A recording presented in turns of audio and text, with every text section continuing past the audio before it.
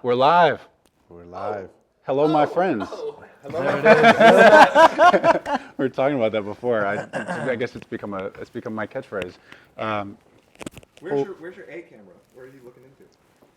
Is it this one, right? That's the one? Hello, my friends. Well, let me just introduce everybody. We've got Cian Riordan, we've got Teezio, we've got Matt Beckley, Bainz, and Jon Castelli, who is hosting for us here and is also cooking for us, which we're all very excited about. And he's mixing my solo record.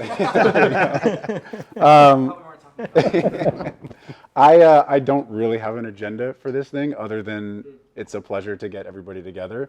You know, I started doing these Instagram live streams with Jon 2 years ago, beginning of the pandemic, and it was really just a function of kind of loneliness and not having routine and not getting to hang out with my friends who make records, which is, I think, for all of us, kind of, I mean, maybe it's the best thing. It's one of the best things about being a record maker is having friends who also do what we do, and you can ask questions. And so you and I were having conversations on the phone and talking about like we should promote our brand and we should do things that are uncomfortable and this is a weird time and what do we do? I was like, fuck it, let's go online, let's go on Instagram and see what happens. And it's turned into this really beautiful thing. And actually, you know, some of you guys I've known for a long time. I've known Cian, I don't know how long we've known each other. 15 years or something like that. But Teezio and Bainz, I met from starting to do these things with Jon. And it's been a really incredible experience. I've certainly learned a tremendous amount from all of you guys. And also want to shout out the few people I've had on that are not here. Shout out to Donut, Spider and Rory, Peter Asher, Lucas Keller. Like, just it's amazing to have friends who make amazing records and be able to just chat with you guys. To piggyback off of during those conversations, like just before that, I met you through an event type thing like this, but I was hosting the live conversations at the gift shop with cooking dinner for 40 engineers, and that's where I met Bainz and Teezio as well. And then the pandemic hit, and we couldn't have 40 to 50 person events anymore. And Matt and I were talking about how, you know, that community is still there. We should probably like offer something through the internet to them. And I was very uncomfortable with it. The idea of having a podcast is like, what? Everyone has a fucking podcast. Cut to now, like I'm part of two, probably a third one on the way. And it's been an out of comfort zone learning experience that has probably been more fruitful than most things in my life. So I get stoked to do these with you every week. Yeah, I'm actually bummed when you all go on because I just want to be on. Because I like ranting, you know. I like. It's surprising how lovely it is to say what you think about something. Yeah, everyone knows I'm pretty opinionated. Cheaper than a therapist too? Yeah, well, I do that too. But, yeah. I'm curious. You know, Jon and I obviously have done the majority of these lives together. I'm curious what your guys' experience is being on the lives.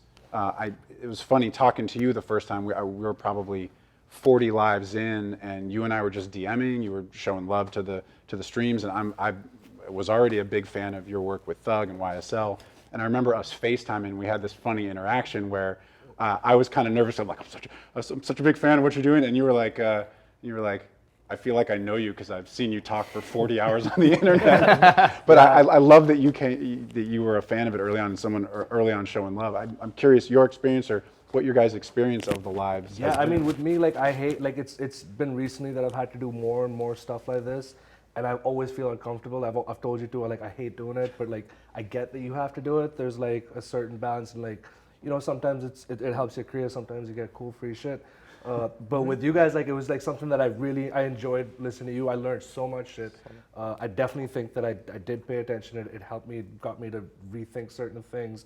And like it was, like you said, it was like I was watching it so much, we just started DMing, and then coming on, I feel like you just are able to like get the conversation going. And that's what it feels like I was telling him too, it feels like us just talking, hanging out, geeking out, and that's like what the show is about. I noticed since we were doing them, and I heard that he was listening, that he started mixing with more low end. So something must have translated. You finally figured it out. Right, Huh? yeah, that's where it came from. Yeah.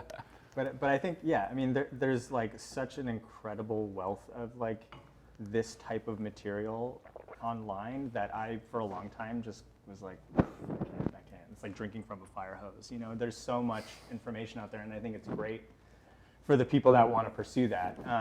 But what I like, especially in in the early days when no one could really do anything, it was just like cool. I was like excited every week to listen to it. Was that, especially you and Jon, where it kind of humanized the job more, whereas like a lot of these conversations that were happening elsewhere were more about like, tell me the specific tool you use and this preset, and I feel it was like, no, it's more about like your headspace and where you're coming into the mix every morning, and that will affect the decisions that you make, and to kind of get into your brain a little bit more, especially as a mixer, like another mixer that I really respect is like, cool, like I'm really starting to understand it after like 50 episodes of like, like how you're making decisions, and that felt, I don't know, really, really useful to me, personally.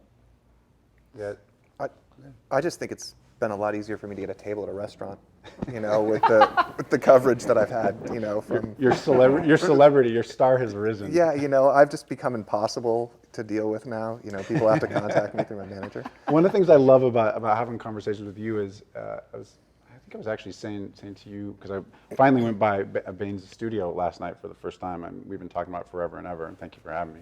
It was a blast. And I love looking at your setup too. Maybe we'll do it on a separate live. Your setup is crazy now. You got your thing dialed in. It's pretty incredible. What I was saying about you, Matt, that you do so many different things, from like MD, touring guitar player Katy Perry, to producing and writing with new artists, to serious vocal producer Camila Cabello, that sort of thing. I think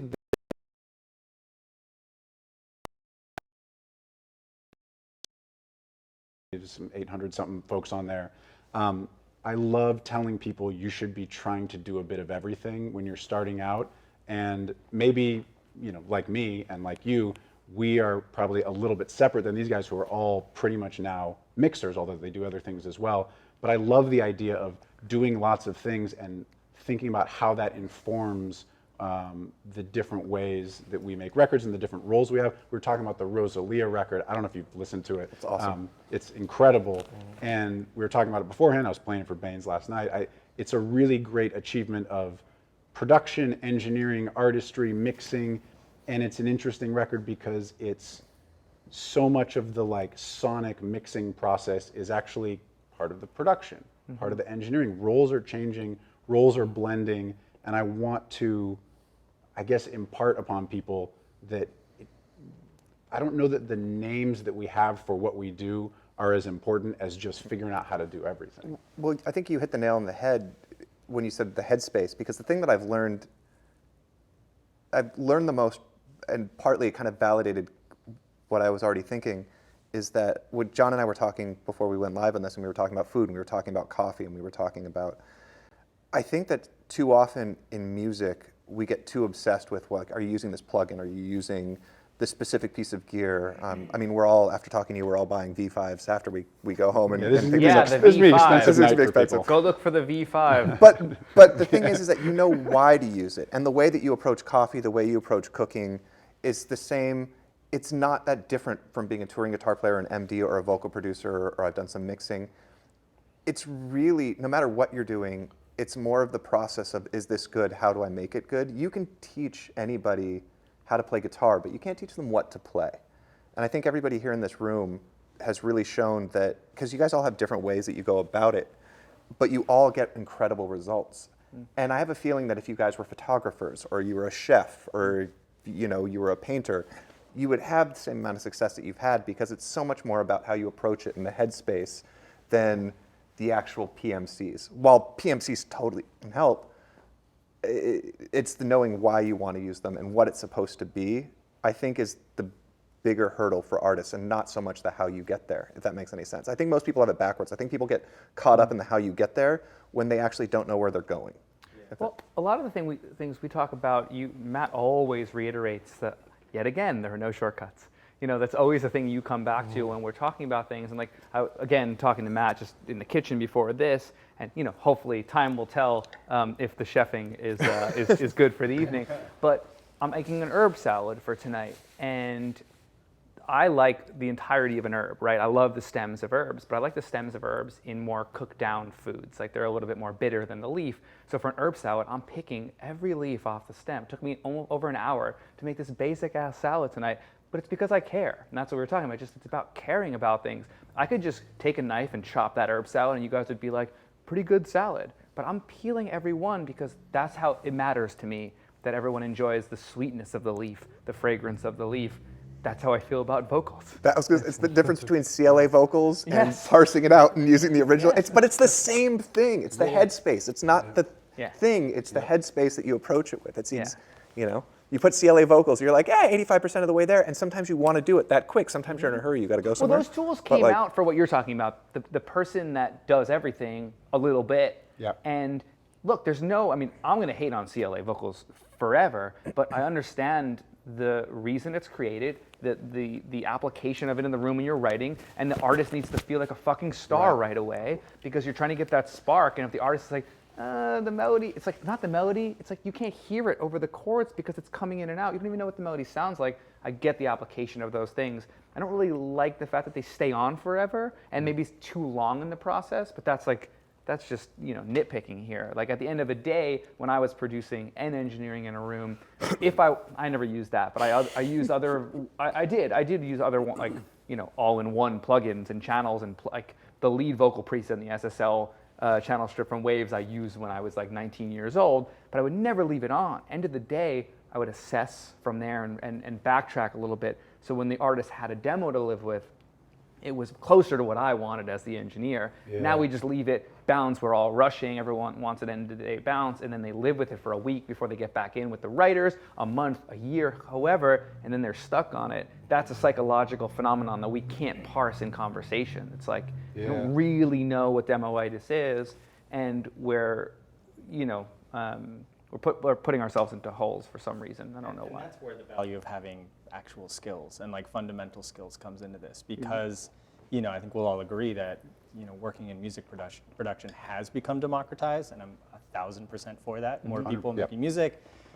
But, there's some there to the person that like understands signal chain and like understands like vocal compression and to be able, because if you put in your 10,000 hours doing that in whatever capacity it is, then when you're under the gun and the heat's on, you don't have to jump into a CLA preset. You're like, okay, I'm going to do this, and that, and it's going to be way more informed, way more tailored, and will probably live longer down the chain. Yes.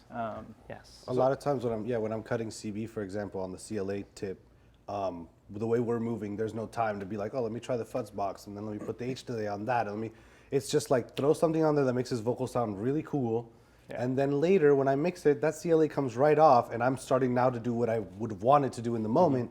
But there's no like when the energy is coming from the singer or the artist, there's no time to explain. I have to pull up these plugins and that. They just want it done, right? It's a why. It's a why question. so what we're you trying to do do, trying to make it happen, trying to get the artist excited. We're trying to capture something. Throw that That's CLA, what you're Chris doing is in the happy moment. as can be. You know what I mean? And then I go he's gonna home and I perform fix better. it. And that's what the goal is, right? that's what matters at the end of the day. Because nobody at the end of the day is listening going, I wonder if they use CLA. Like that's for He stuff. is. Oh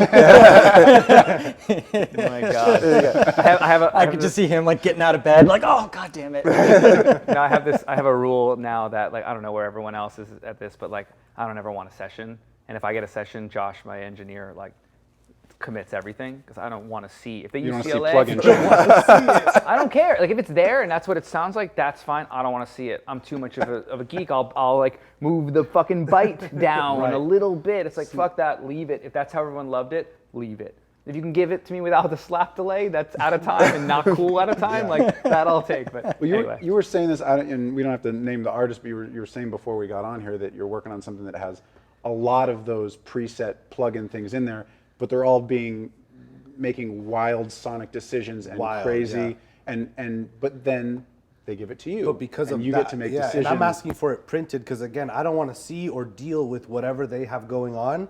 What they have in the demo sounds dope. To say dope meaning like it sounds cool, right? And I don't want to mess with that integrity-wise. I don't want to. They have doublers on there, whatever on the lead, cool. Print it to me, and then I'll EQ that and fix that and do whatever I need to do from that. Because the minute you give me that and I start taking that apart, it's going to sound worlds away from the demo. Even if switching, like taking the double off and putting wider or putting on spread from not swivel the or same, whatever. it doesn't It's sound not right, it the doesn't same, feel right. So I want it like that. Now, Yeah. when a record comes to me and it doesn't have any of that shit and it's just dry or just reverb and delay, cool. I'll then take apart what I don't want. But when it comes like that, you can't really mess with it. You know what I mean? Because that demo's being Yeah. listened to right now millions of times by that artist. Because it also, not only has it been listened to the artist, but it's informing the decisions that the artist makes. It's a bit like we were talking about reamping in our episode where, you know, for guitarists, a lot of times what they'll do is they'll take a dry signal in addition to the amp so they can play it through another amplifier later or You record the DI so that you can choose your amp later. You know? Yeah. But the problem is that if you've ever played a guitar, how you play is entirely different based on what amp you're playing. If I'm playing through a little Princeton, I'm playing it entirely differently than if I'm playing it through a rectifier.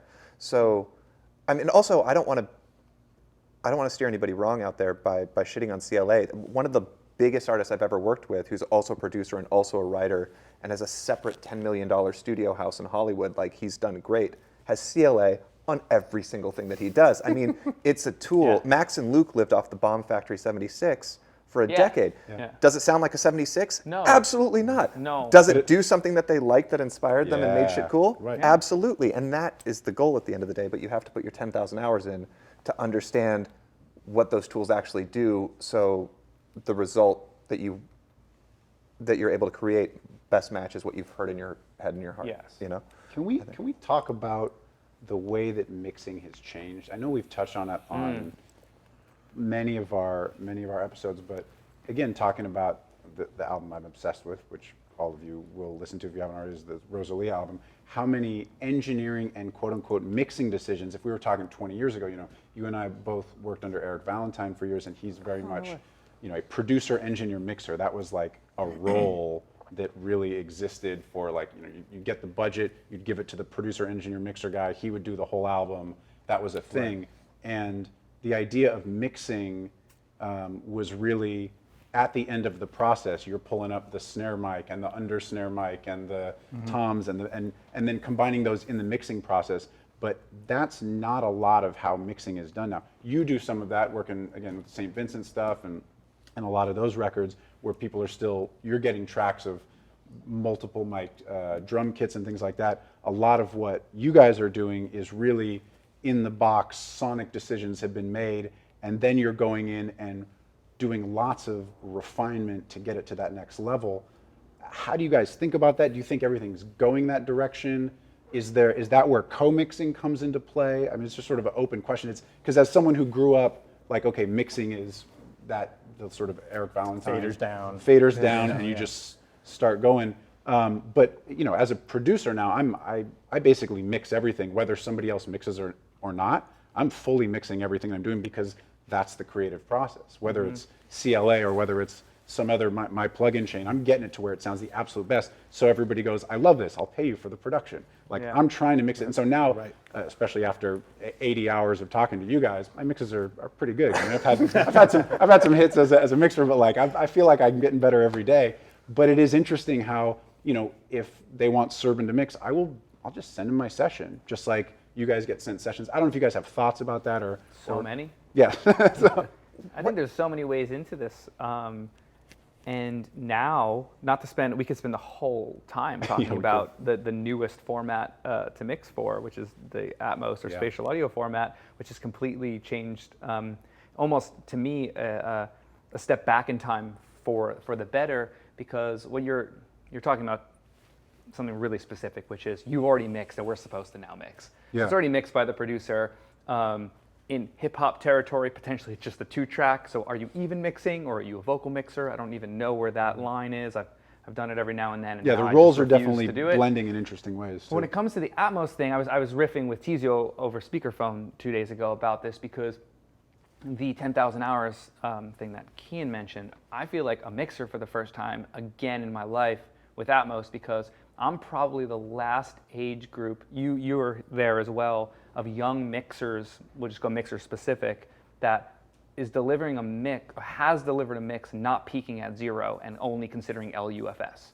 right? Like that's the new thing is what's your LUFS? It's Yeah. like, well, when I started mixing, I was delivering at -6 peak. Right, So a right. mastering engineer had headroom to do their thing, right? So mixing with headroom allows you to actually, to me, fully mix a record, which is I hear a thing, I have headroom to do it, I'm going to turn it up, right?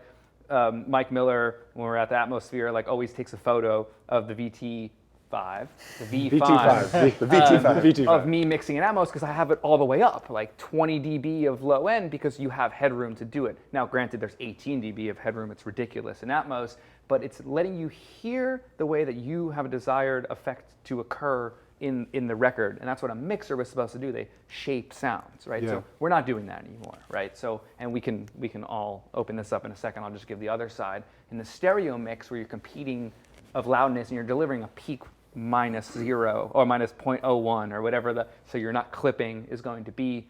Some people might do a -1 peak because iTunes, I think, prefers that, or Apple Music prefers that. But with that in mind, to me, I feel like a scientist. I feel like I'm solving a puzzle, which is how do I fit all of these elements in, create some sort of groove, because to me, the difference between a producer rough mix and a final mix that will stand the test of time is how it feels. Sound, it can sound as good as anything, no one cares because it's all subjective anyway. So at sicko mode might sound good to someone and terrible to someone. It doesn't fucking matter because it's streamed 7 billion times or whatever that is. It's all subjective. Like in a Tesla, that shit's unlistenable, but on some other speakers, it's like the coolest sounding record you've ever heard. Yeah. You know what I mean? On So- ATCs. yeah, maybe on ATCs. So we're fitting into an existent box that's created for us most of the time. I'm speaking for myself, but I think we can all align on that to some degree. And then we have the battle of how much identity do we put in so people know it's us, and we want to have some sort of sound. The artist is the epitome of the sound, so what's ingrained from them? Is the producer an artist? Is there a tag? Are they supposed to have a drum sound that we can't mess with too much? There's a lot to think about. A lot more subtle things involved in the process. Yes, and that to me is exciting. It's to me, again, I'll go back to, it feels like science. It feels like a project. It doesn't feel like I'm a mix engineer. Yeah. It feels like I'm trying to fit this vibe into a box that will stand the test of time and feel something. You're getting paid for your expertise more than Yes, anything and else. taste. And taste, And yeah, taste, exactly. and taste, It's all exactly. taste. It's taste, though. You're getting paid for your I just got hired today for an artist, and anybody else can put up a 251 and record. Like, I've been open about what I use, but at the end of the day, you're being paid for your taste of when. Yeah. That you just blew my mind where you said, "What if a producer has a drum sound? You can't fuck with that." And I never considered that. That's like that's why I love this channel, Well, because there's an it's- engineer that will remain nameless. I love this human, and I think there's a quote somewhere that says like, I don't touch producers' drums because it's their drum sound. Or I'm paraphrasing, and I'm like, oh, I'm gonna touch the fuck out of everyone's drums because they're coming to you. I'm not gonna change. You're not gonna change the tone of the kick drum. But what are you? You're gonna say I can't like enhance the attack of the kick drum because No, Right. but how do you do that without? I'm very interested in that. Like, 'cause Yeah, especially Bainz and Teezio, I feel like you guys are getting lots of tracks from sort of the A-level hip hop and pop track guys who make beats and make, understanding a little bit of the YSL world, realizing how many beats these guys make. Yeah. I just never really understood it. It's got to be thousands. I have to pay extra money every month for my my email just for beats, and I don't even check it that often. Yeah. It's just like I just can't like have someone say it's bounced back, so I feel bad. I just keep putting more money in it. But yeah, I mean, like they make like a lot of shit because there's so much stuff though. There's like SoundCloud changed, and then streaming and everything. There's just so much more material now, so people are just making it faster. And plus, you can make it way quicker. Like this is not Yeah, like with you loops don't need to now, book a Yeah. 12-hour anything. session or to record a band and get session musicians and all that kind of stuff. we can make 10 tonight. You want it? Should we do it? We Let me- probably no, will. this is We'll be set up for it. And once you like it's almost formulaic. Like once you get that down, you just get in the groove. And there's so many of them around. So we really have to when it comes down to mixing, because I have such a close relationship with most of them, it's usually me hunting them down to get the stems. It's a mission. Yeah. It's like a real they Oh, yeah, won't 'cause get their they- stems yeah. out, or they just hate doing Dude, that's it, or another they whole just- thing. It's just a pain. But, how divided are the stems when you get them? Like how many? Like it so depends for on the producer. If for a they drum use beat. a loop, If they've used a loop, it's usually a sample thing. Because You're just getting like a someone two-track? gets a loop, A and then two-track that'll be music whatever they've sample. chopped No it. shit. Yeah. And then, but the drums are usually Man, and always broken. Well, you as a mixer, like, so, I'm on the opposite end of the spectrum. I'm usually getting everything, and people are typically hiring me, and I'm mostly working with independent artists where they're expecting a transformation with the mix. And that's great, because, like, cool, roll up my sleeves, get into it. But if I was ever in a situation like, every now and then we'll get something where a lot of sounds are really baked in, but I'll still, like, replay a bass and tuck it. Just like, because I'm coming at mixing from like producing and engineering, where I'm just like, look, I'm solving problems as a scientist, and like, there ain't enough low end in the source material, and no amount of specter or fuckery is gonna get it in there. So like, I'll just drop in a sample or do that, and like, I feel like in your world, like, you get your fucking and hands blending cut it in a school, playing the part again. I know. It's a different world. Someone's gonna come for me. Well, if I do that I can shit. speak on a similar method without replaying, but on the one Lil Nas song that I mixed, the bass was, again, this could be a monitoring thing. It was just up the wrong octave. It was a live bass, and it was up so I just dropped it down an octave. Like, I didn't replay it, but that's not a mixer That's move. a song. No, that's fine. Yeah, that's not- You're not reproducing. You can't take publishing for that. No, of course What you're not. saying is like dangerous territory, though. like the producer, you're coming Yeah, from but hold on. publishing. This is a really good conversation, because I talk to my best homie Tyler Johnson about this a lot, because I make bold moves when I'm in a mix with him. But it's under the conversation of 10-year friendship of, I make the move to make the best record possible, not to later come back and say, well, you agreed to that move, so I now deserve publishing. Like, I'm getting a point on the record. I'm invested in the copyright. I make the moves to make the record And better. you're going to make 10 And more I'm years of records. Exactly. I'm credited as a mixer. I'm not. All of a sudden, I'm a co-producer because I played a bass part. Do you get when you replay the bass, but I don't think you're saying that you do that to get publishing or produce. No, because of course not. And this is something I learned from Eric. Yeah, where and it was this is just like, you're replaying the same part. yeah, totally. No, because And you're gonna comp it the same or way. sometimes it'll come in its You way didn't at a write the time, and part. I'm just Yeah. like, okay. Well, no, and it's just easier that You're one not of my changing 808 bass notes. not doing your that. fucking It's Wheezy solving Beat. problems, Like, that's but not gonna happen. if I told, and I'll tell them and be like, hey, like, I did this, and they're like, cool, sounds great. But I feel like there's a way of having the conversation. Yeah. There was recently a mix that I did, and the kick was like literally a piece of paper, and I was like, there's nothing I can do unless I like really fuck it up. So I made a phone call. I said, hey, I had already turned the record, and I was listening in the car. I was like, you know what? I think we need to change it. So I made a phone call. I said, hey, I have this really great idea. Obviously, the person I called, I have a good relationship. I wasn't someone new. So I was like, hey, I have a good idea. I think the kick could hit harder. I'm going to try something. I didn't say I'm going to replace the kick. I just said I'm going to try something. Can you guys listen to it and let me know what you think? As soon as they heard it, they're like, we love it. They didn't ask, did you switch the kick? But I did. Yeah. And the producer loved it. Everyone loved it. There wasn't any more conversation that needed to be had after that, because it gets into dangerous where like, you change the drums, all this shit. They loved it. Left it at that. The record now sounds good to me. I think that's where it just boils down to what you just said. You had a relationship with them. So if, It helps. depends. So if you have a relationship with them, it's totally, you could do whatever you want. Not whatever you want, but you have way more leniency. But like, Totally. there's some people that I would not try to do that. There's some people that I would, like, I could like be like, yo, Weezy, come inside here for a second. What do you think? Yeah, You like especially it? with You like it? Like, they're all, they're Yes. there. I could do that with them. Yeah, but Like, they there's trust you certain too. things that I Right. don't want to Yes. do, and certain things that I do. Sometimes they there's some records that shit is distorted. Why is it distorted? Because it was distorted in the 2-track when we recorded the record. Yeah. Then when I changed it, someone got mad and they were Yeah, like, yeah. go back to that. So Right. I like had to get back and emulate it again, because like that clipper, that Fruity Loop stuff, like Yeah. that sound is ingrained into the demo, and like that's how it is. So like, again, sometimes you're pushed in a corner. I think what we're talking about, though, and I think everyone in this room is just sensitive to the initial, right? The initial inspiration in the record. And if the kick drum sounds like paper, but maybe whatever that frequency thing is, like, has a cool interaction with the snare, you're going to hear that. You're going to be like, oh, well, that's part of the kit sound, but it's Right. missing low end, and I Right. can't just spectre it. Like, all the things that we're saying are all about, like, we're sensitive to the record Right. and to the intent of the artistry. Right. Everyone, we're not trying to be like, oh, we know better. Like, that's an ancient, archaic engineer mentality. Like, if any of y'all are in a room being like, I know better, like, go fucking But go I home. will say, not to Like, stroke that's so egos, old it's like school. we kind of do with this particular thing, and I think that's why people hire us, right? Is because Well, I think they're people hiring hire you for that. for the perspective. Which no, I think no, is no, good. but sorry, no, I'll say like they're hiring all I of you agree. for the perspective of like, hey, this person makes things sound great.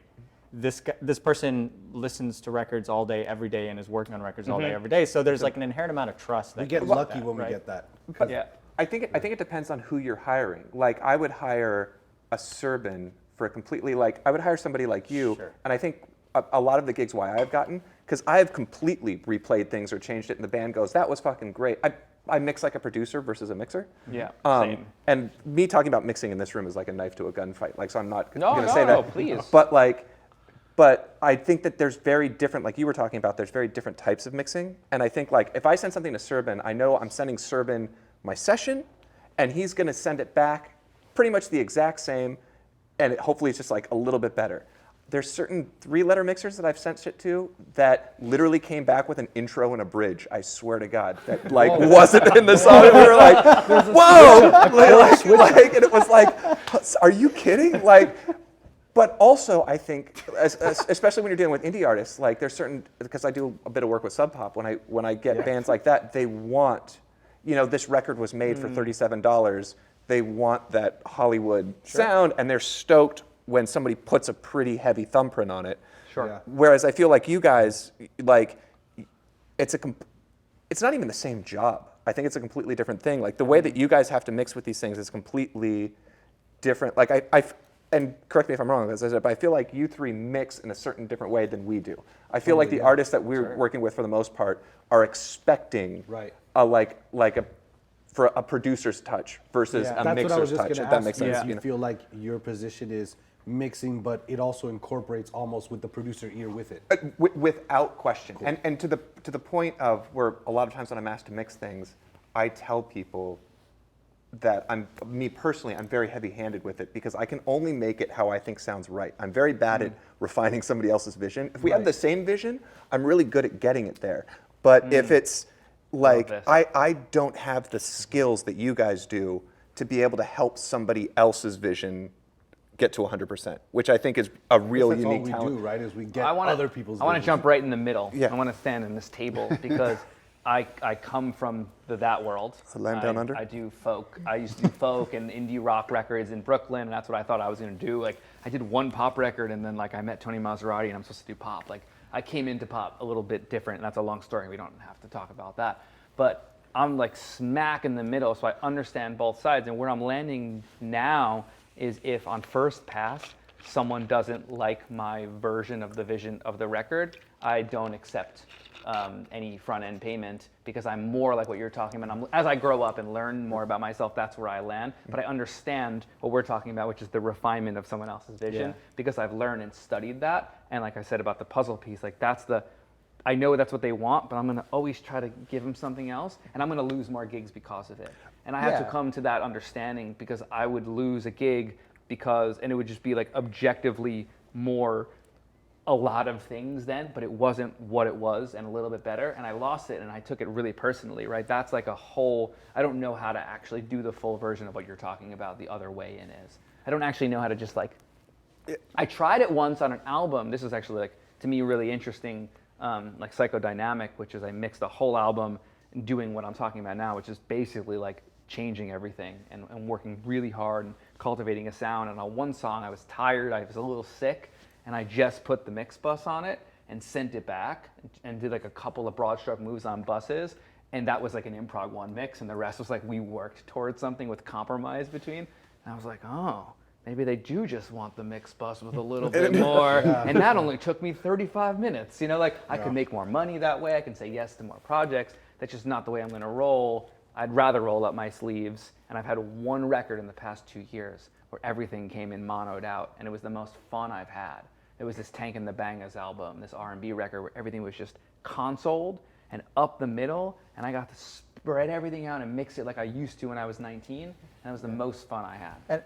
But your wine collection shows that I think you've made the right decision. I think that everybody has to go, and if you're not passionate about what you're doing, you're probably not going to do a good job about it. Mm-hmm. So you found the way that you found the sweet spot for the work that you liked. You seem to have found the sweet spot of the work that like everybody here has done decently well for themselves. So I think it's appreciating that, all paths to God. Like I feel like everybody has a different way that they get to a dope record. Right. I think the reason why I'm trying to be so passionate about it is I don't think people recognize that there isn't like nobody that's watching this or will see this is going to be Teezio, right? There's no one that's going to mix like that or like Bainz or like me.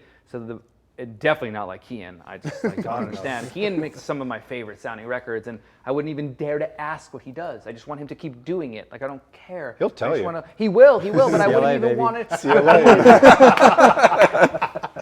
But I want to, like, if we're going to offer something to a community, I would want to be as honest as possible by saying I'm now 36 as of this month, and I'm just learning that I'm going to lose more gigs than you probably, right? Because I'm a bit more heavy-handed, and my taste isn't going to be what everybody wants, and I don't give a fuck. But you're going to get hired for that Be more taste. like you, and more like this version of. But is what I'm to saying. just jump in, I will say, one, I think what separates people who do this for a living consistently and people who don't is what happens after you turn in that first mix, right? So like, it's whatever expectations were set. And you know, anytime I'm working with someone new, I basically say, hey, version 1 is going to be what I hear. So like, this is what I am interpreting your music as, and this is like, just gloves are off. Like if we're close, great. If not, let's have a conversation. We can talk about giving deposits back and all that stuff. But usually what it is it's like, it's the communication that happens after that. And that's what separates professionals. Because I was trying to explain this to my wife a couple years ago, where it's like, there's very few lines of work where, I typically mix a song a day, right? So at the end of the day, I'm sending it off, and like literally I'm getting judged every day. Like someone is going to write back to an email and be like, yes, no, or here's 5 pages of my thoughts. Or nothing. Or nothing, yeah. Or you'll wait for 5 days. It's rare, but it happens. And it's like, but I think it's what you do with that, right? Every time. I'm sitting by the phone like this. Because at the end of the day, you're not just a badass producer or mixer or whatever. You are a business, and you have to like operate professionally, and you have to take, some crazy artist's violent fucking fire hose of bullshit and be like, okay, like what's the way out of this? Like, I don't That's always really have, what we get paid for. I don't always have the luxury to be like, I can't really turn down this gig because this is like a couple months of mortgage, and it's like, Wait, what gigs are you getting? What's that? No, but I'm just saying, like, we've all had it. I mean, doing this for long enough, and I think that's the thing, and it's like being able to like meditate and like come back to someone and be like, cool, let's try this and that, You say after you've turned the mix. I think a lot of that happens, at least with me, before the mix. Like, I try to have a good conversation with the artist and or the management or the label and or before it happens, so we're on the same page. So people aren't, they don't get a complete left hook. Be kind of like, this is how I see it's going, this is how I do what I do. And if you don't like it, I'm huge on turning down work.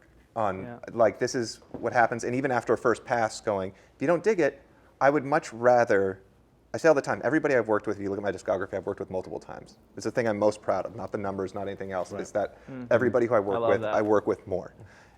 But a lot of that's because there's people that I could have only done one record, but after the first pass, and it's not the same thing, be like, hey, I'd love to pass you on to Bainz because I think that he's a better fit for you, or pass you to Matt Rad, or pass, And I think that in terms of being a business, the best business that you can have is happy customers. And so I think so much of that is communication. Like, my dad, who's a musician and he tours relentlessly, he always jokes, they don't pay us to play, they pay us to get there. The actual gig, when I'm sitting down in front, it's not work. To me, that's fun. That's the thing I did for fun when I was 12.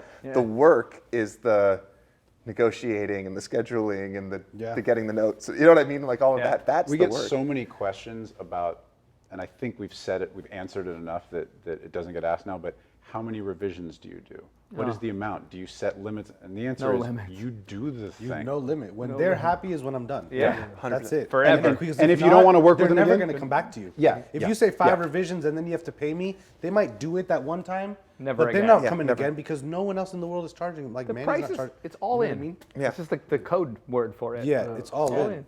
Like, and I'll mix a record like if I mix a record and I get it up and I'm about to turn it, I'm like, you know what? I need to change. I'll start over. Yeah. I don't care. I'll do it with the CB stuff. Chris Brown's album, I've been mixing it for a year and a half now because of COVID.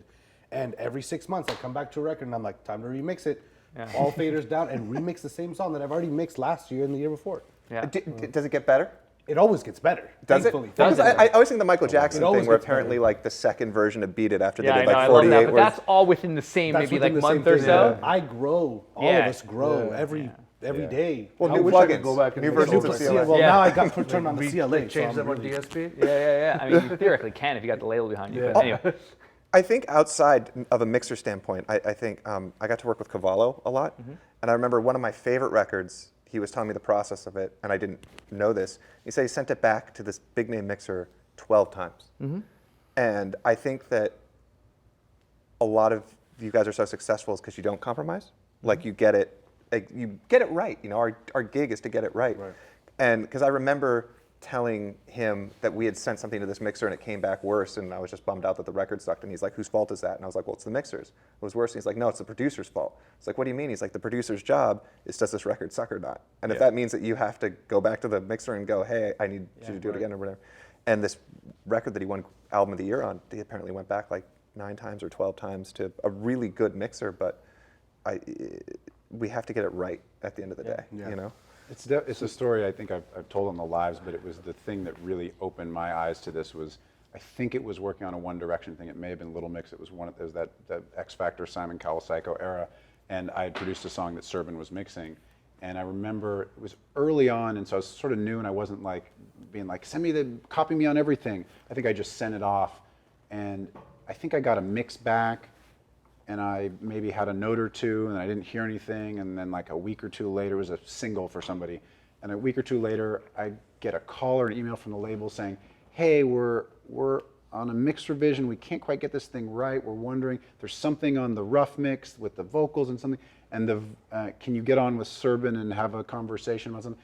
And they sent me the latest mix, and it was version 19, and I went, oh, the producer isn't in the conversation. yeah, well, the producer before- was in the conversation, and What? and when I remember getting on the phone with Serban, and he was maybe a little bit like he maybe took a breath, but other than that, not even a hint of Nope. complaint. Nothing. He was just like, "Oh yeah, okay, all right, turn this up, turn this." It was like turn the guitar up. 3 versions later, turn the guitar back down by the same.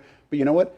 And that's why he gets hired. He makes great sounding stuff, but he's so easy to deal with, and that's something that I took a huge amount from, which is, and by the way, he mixed another tons of singles for the same label, the same people, the same band, and had huge hits. And you know, that's because that's really what it takes. We all can figure out, okay, well, that's how you distort this 808, or this people use this plugin or whatever.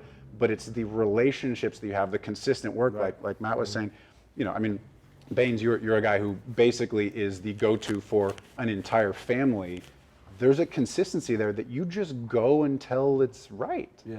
And you've dealt with extreme versions of even this. not even other people. Like I played you one of these records last night that's coming out this Friday on MGK's album, and like I saw last night when I went to certified and I got the file. It was like M15 or something, mix 15 I did, and I remember the mix 2 was the mix edit. After that, every version was, I'm doing a new intro. Oh, can we try taking these drums out here? Yeah. Oh, can we do an arrangement change? It was all production stuff. Yeah. But every time he did it, within an hour, he had his file back right then. And like, he was like super, super cool to work with, super happy. That's the thing I wonder if we're gonna lose. Like, yeah, this is where we're at. Right, we're hungry. We're young. We're not, the dudes around us, the elders, or All maybe the they got people we 3 grew up with, kids. yeah. They're like, maybe it takes a week to get a thing. I ain't hating on anybody for like taking your time, living your life. Sometimes I won't get back for a weekend, but man, I love delivering shit back in an hour.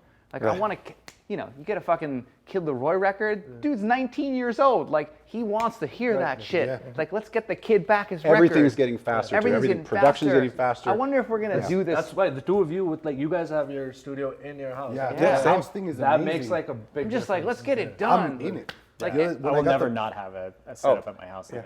Like, Yeah, no, it's no, the best. granted, like depending on what it is, and if we know there's a deadline, like, and it's a Saturday night or a Sunday night, and I'm like on the couch with my girl watching a Exactly, movie, like exactly. I'll give it Monday, but It's if right it here. needs, but I'll respond. It's about communication. We were all just talking about this, like, hey, do I need to do this tonight? And if I know the A&R, I know someone. Nah, tomorrow's good. Cool, just checking. Like, yo, honestly, like it'd be great if you can have it back tonight. I'm on it. I'm doing it. Like, why the fuck not? It's like, let's get sparks. And it's another thing I talk about with Matt a lot. It's just being in the room as a writer, like, you know, going back to the mixing like a producer versus mixing like an engineer necessarily, it's like, I've been in the room where the spark is caught, and then you get why the demoitis exists because you made it. Like I've made an over-limited rough before as a producer, and like had to beat my own rough and unable to do it, right? And like I've also sent that exact same rough to Serban and had it mixed and been on a stream with him and doing notes. Quick side bit, love this story. Kim Petras' song that I co-produced, Serban mixed, and we're on a stream on just version 2. It was so close. I just wanted more sub, and getting Serban to give you more sub is like a whole thing.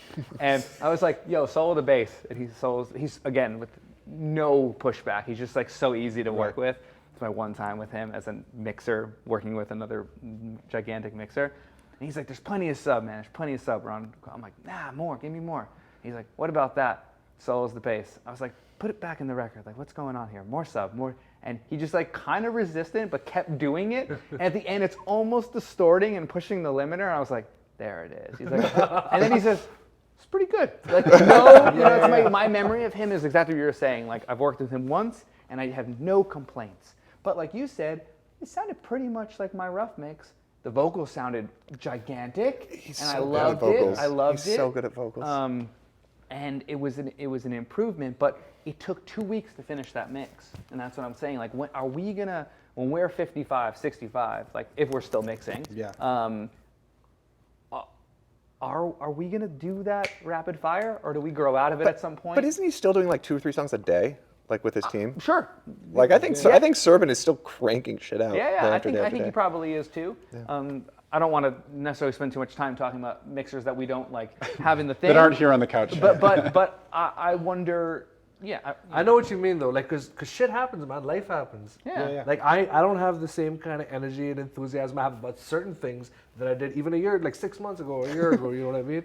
Yeah. Like engineering is one of the like, cause I still have to do it, but like, you know, like I hate spending all night at the studio and stuff like that. But you have to do it. Like it's part of the mixing. You know, is like I'm a kid. I'm like, oh my god, I get to mix all day. I know. It's so you guys both come from like so sessions that start at. So the studio's booked at 6 p.m. Oh, You're there at 5:45. They're going to show up at 5:45. Yeah. You're 5. Set up, Oh, that's yeah. true. Yeah, we actually talked about it talked too. about it. It starts at 6. Session. I'm late. Session starts at 6. You're there at I'm there at 5, 5. fixing everything, making sure with that CL1B, there's something distorted. We got to swap out it. We got to do Rent a something. new microphone. That's just gonna. You're come ready to from go at Capital. 6. The artist shows up at 1:30 in the It shows up morning. at 1:30 in the morning. But on the off chance that they show up at 6, the off chance, everything's broken. And then you're there until 6 a.m. Right. That's a real lifestyle thing.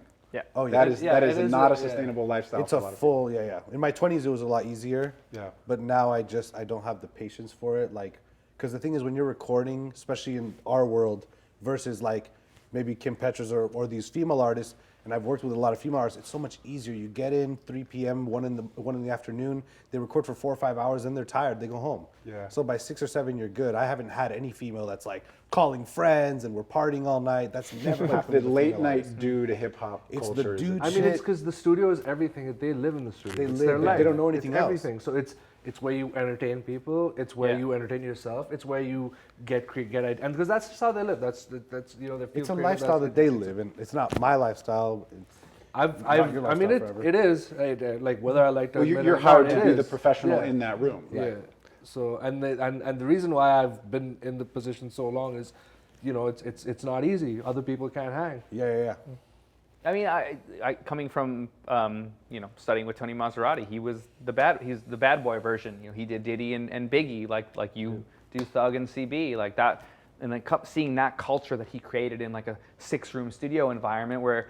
I mean, he went out to dinner with his wife, but he was back, and like I would jump in his room while he's out to dinner and be like, "Let me fucking mix in the big room instead of my little room," and like he'd be back, and then he would jump in on a record that we're working on. Like, I understand that. I kind of miss that. That's the thing I miss most about the home studio that we have set up, Teezio, you know, and Cian. Like, that's what I miss most is like someone coming through and jumping in the room and be like, "Yo, that's tight. Like, what if you did this?" You know, like that's how Tony and my relationship started. It'd be like, yo, that bridge is tight, but like the vocal's really dry. What if you did this like bouncing delay thing? I was like into super psychedelic effects, and I would implement them in bridges because that was the only place It it was the seemed place like, where you could you know, do where you it. could do it. And he'd be like, Bridges. you do it, you know, like, oh, sick. And like I would jump in and do a move, and then he would come in and like change the feedback time Right. and like really, you know, nitty gritty it. I'd be like, that's sick. That I miss. And Like, to jump on that point, I will say, and COVID really kind of Yeah. compounded this, where making, you know, I made a like a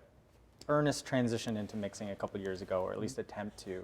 And part of that was like trying to have a family, but also like, cool, this is a skill set that I'm really into. But the thing that really fucked with me was like, wow, I'm sitting in a room by myself for 12 hours. Yeah. And it was like, you know, having a studio at Barefoot or somewhere else where there was like some foot traffic, like that was enough to kind of keep you sane. Yeah. I think that's my biggest struggle with mixing right now, is just like, not the monotony, because like clearly it's interesting, but it's like, man, I miss being in a room it's with people. inspiring. You don't know who. Yeah. I mean, Beyonce would come through, and I'd be like across the hall, be like, "Yo, I better make the best beat of my life." What if she comes out of the room? What if she comes out? Here's She's that like, shit. "What's that? Turn that up." No, but you know that happens. Yeah, like, that does. It does. You know, like Yeah. she is not better or bigger than anybody to hear a good piece of music and go, "I want that." So that stepped my game up. She, for she those might, she 40. might even be better at that. I mean, the Yeah, yeah. best artists, they're not sitting there. Yeah. It's like, that's great. I want that. Yes. Yo, she's so specific, man. Yeah. Like she did we did the same award show together, and I watched her sound check. And first of all, she was playing a song that 2 years earlier I'd turned down. I was asked if I wanted to write on If I Were a Boy. And I was like, I don't know, this song feels a little too on the nose by the original songwriter. And then like 2 years later, I'm in a stadium watching her sound check and be like, I got that one wrong. But she was sitting there checking it for this like award show, and like halfway through the song, she's like, yo, stop, everyone stop. You've got the camera coming down here. I see it at a minute 30. If you get down at a minute 20, I'm gonna be turning like she's so Yeah. she is so micromanaged on all of her things that she knows. Yeah. The thing about the mixing thing that I wish they would make a plugin which is homie in the back of the room plugin, because I feel like, yes, I love getting input, and it's invaluable when you're at Conway or Record Plant. Just people walking in, talented people commenting on your mix. It just, the hive mind helps. But I don't know about you guys, but for me, I'll work all night on something and be like, yo, this is fire. And yo, check this out. And the second my friend sits on the couch and I play it for him, I hear 30 things wrong with the Dude, it's mix. a crazy And phenomenon. I don't know why. I don't know crazy what, phenomenon. I don't know what that is, Yeah. but we've talked about it before. It's like I start sweating. when just having someone in the room. You don't have to look at them. You don't have to do it. Just the fact of having another person in the room changes how you hear things. It's a really beautifully important thing. Yeah, the loneliness thing of being by yourself is really wild. I had this funny moment. It was wildly depressing. Like a couple months into COVID, you know, I think we all think of ourselves, at least I did at the time, as someone who, I'm good. I can spend a lot of time alone. I mean, I could spend a week straight just, you know, if the studio's in the living room as it was at the time, cool, just get out of bed, just go work. I can FaceTime people, text people, whatever. But I don't need to see anybody. Right. And I'm like, okay, it's COVID. It's really crazy. Don't know what's happening. I'm going to be all right. But there was a point at about, I don't know, 6 weeks in or something, where I realized that it is the case that I can spend a lot of time alone. But as soon as I start to reach near that breaking point, I immediately go down to the street to a cafe, or I go interact with someone. Right. And not being able to do that really made me rethink how it's actually part of why we started doing this, was like, I need some of that interaction. I may not need it as much as most people, but I really do need that. Do you guys, I mean, I assume, you know, everybody's got a slightly different way we do what we do and have a different history, but I assume all of us have dealt with that, like, well, I'm spending way too much time alone. I need to like see some people, or I need to do that. Do you guys have, I mean, we talk about exercise a lot. A lot of people, you guys are having your studios at home. How do you guys put together a framework for making sure your mental health is good in the space? Because I feel like all of us reach crazy breaking points. You're not sleeping, you're going to sessions at 6 a.m. How do you, any of you guys really, like, how do you think about those things? Thing with us, at least me particularly, specifically, we have a crew, we have like a whole staff, which really helps. And it's just a lot of times it's like an ongoing joke when I call Tanner, the studio manager, and I'm like, yo, who's working today? And he's like, what, do you need an assistant? What do you need? And I was like, nah, I just really just need a buddy, man. I just need someone to hang out with. Because half the time it's me like being like, yo, do you think it's two things I've tried? It's either this or this. Like, yo, do you think this sounds better or this sounds better? Because I need someone just to bounce shit off. Because I've usually done it and be like, yo, do you think this sounds better or is this cheesy? Is this too much? It is too much, right? And someone just telling me like what I initially thought, that it's a bit too much. But I am very social like that. And also whenever we're at the studio, there's always someone there. Like there's like 24/7. And that really helped me. Even through COVID, I was working through all of it. So I don't really know that aspect of it. I've always been really social. I feel weird when I'm alone for too long or like if it's like. That's the reason I built my home studio, was because I was like having mental health issues, like working in the fucking room next to yours right now, like red walls, just like working on cool shit, you know, like some of the best stuff I've ever worked on, but I was like coming home depressed. And my wife was like, what's going on? Like and I'm just like, I'm bummed out and I shouldn't be, and it's because I'm not around people. And that was like, cool, let's figure out this home studio thing. And it was the best thing I've ever done. Yeah. One of.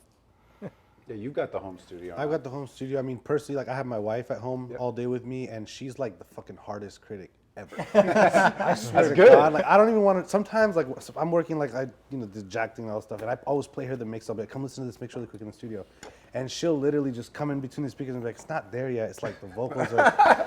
and I'm looking at her like, are you fucking kidding me right now? She's like, I'm just gonna tell you the truth, and I'm like, I bet she's just fucking with you. She's just fucking with you. I don't know if she is, but she pushes me, to be honest, because I'll then go listen in her car and in my car, and I'll really make sure. So part of that is me having her there. Is like I can always take, I'll mix for 20, 30 minutes and jump off for 5 minutes and jump back on.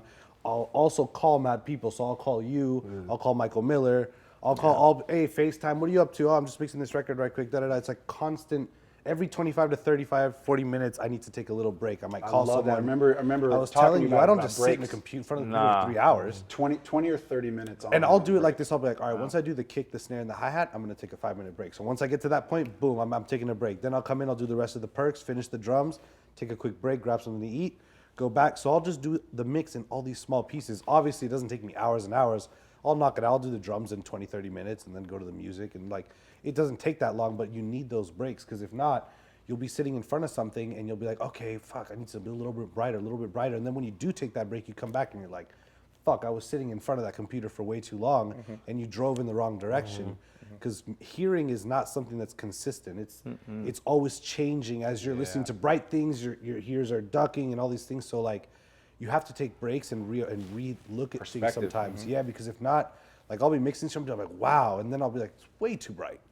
And that's because I've been sitting in front of the computer for too long. I constantly make that mistake. I mean, I even though I know, and we've had these conversations so many times, I'm still just like, all of a sudden it's 90 minutes in, I'm like, just take a break. Yeah, and you come back and you're like, fuck, I need to fix some shit, right? And also, I mean, Within like 10 seconds. come back. Yeah, exactly. Come back, and I know immediately what to do. I could have spent the previous half an hour doing whatever, but you know immediately what's wrong with it. Having that perspective. There was an old like SAT prep thing when I was a kid called Where There's a Will, There's an A. Anybody ever have to take that? No? I like where we're going.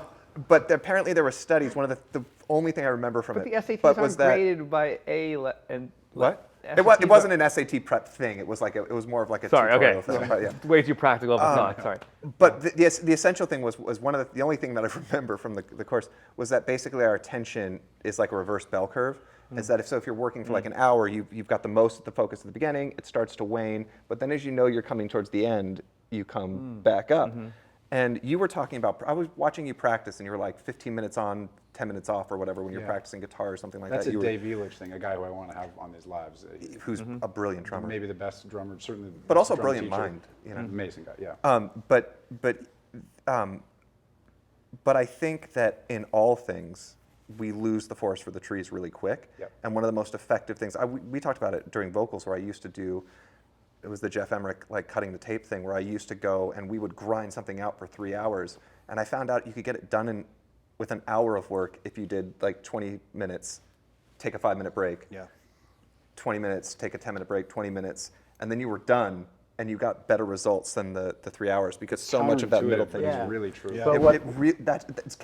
it's counterintuitive, but it is the most effective thing ever to take breaks. Yeah. You know, It's constant. Another way of doing it is to shift gears. Like if you've got the luxury of multiple projects, like I'll catch myself being like, okay, I'm treading water on this and I'm kind of bored of it, so I'm gonna just do something else for 20 minutes. And even if it's like session prep or like, you know, cleaning stuff up, it's like, cool, I got that done. That's something I don't have to do later. You come back and it's like, cool, now I'm excited to get into this, like this vocal sound or whatever. Bringing it all the way around to the beginning, what we were talking about, I think that so many things, it doesn't even have to be music when you shift gears. Like, I don't know about you, but I assume that sometimes when you're cooking, there's got to be an inspiration for your mix. Do you ever deal with bleak strategies? With Yeah. you know, Yeah, the it's that kind of thing where I'll like start fucking around with my camera or something like that, and for some reason that triggers the side of the brain. Oh, Like, hell oh yeah. shit, this is what I need to do with the song, and then I go running back I into go the out studio. and eat a meal from a chef that I love, and I can't think about anything but getting back to a mix, like or a song or something. Yeah, it's like I want to come at it a little different because I'm an extreme introvert who loves being social every now and then. And when I'm social, I'm like as good as it can be. Like I love doing it, but I love being alone, and I love wormholing. I do what Teezio stuff. I take a lot of breaks, but I don't want to talk to anybody on the breaks. I don't want to have to, like, I miss that. I started this conversation by saying I miss that element of it, but a lot of the times I'd be like, who's coming by the door? I don't want them to hear what I'm doing. Like, I do weird shit when I work. I try out the extreme version of what every sound exists. So, and Graham, who's in this room handling the production of this with our dear friend Matt, can attest to this, which is like, I just push every sound to the point where it sounds fucking terrible, and that would make me insecure if I had someone watching all the time, every day, because I want to see what I can get out of this thing, and that's going to make it sound really bad for maybe a prolonged amount of time, where someone could go, like an artist in the room, be like, what is he doing? And then won't be able to hear where it wound up because they already heard the thing that was fucked up to them. Like, why is he changing it so much? It's like, I'm not changing it, I just need to discover what's there. So I like the wormhole of discovery, right? And doing that alone makes me feel confident. It just makes me feel like I don't give a fuck about anything else than this. And if I have to go like communicate like via email or phone in between, then I might forget the intention of what I'm taking that break for, right? My breaks tend to be more intentional, like I'm doing this to go do this thing, to come back to this thing. And I don't just like, I don't look at Instagram in a break, like, because the task at hand back and forth, like, it just doesn't work for me. It's like, oh, what was I doing? Like, the break is intentional. Like you said, you do the drums and this.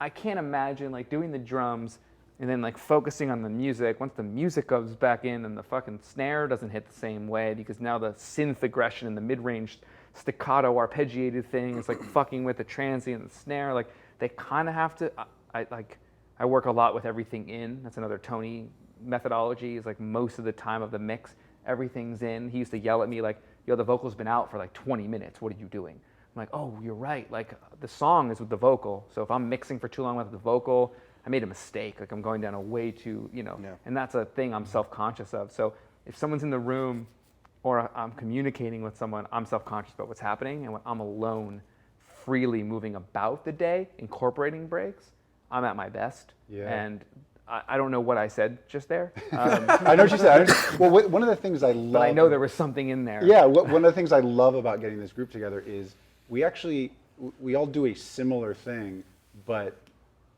the reason I think all of the people here are successful is, as it was alluded to before, talked about a little before, is we've sort of figured out how to do it authentically or within our personality or what works.